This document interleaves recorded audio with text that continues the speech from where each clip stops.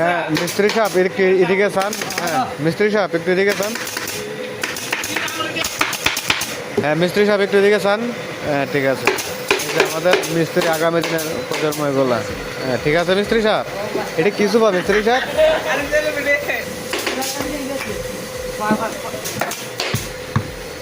হ্যাঁ মিস্ত্রি সাহেব ভালোভাবে মারেন একটু, ঠিক আছে।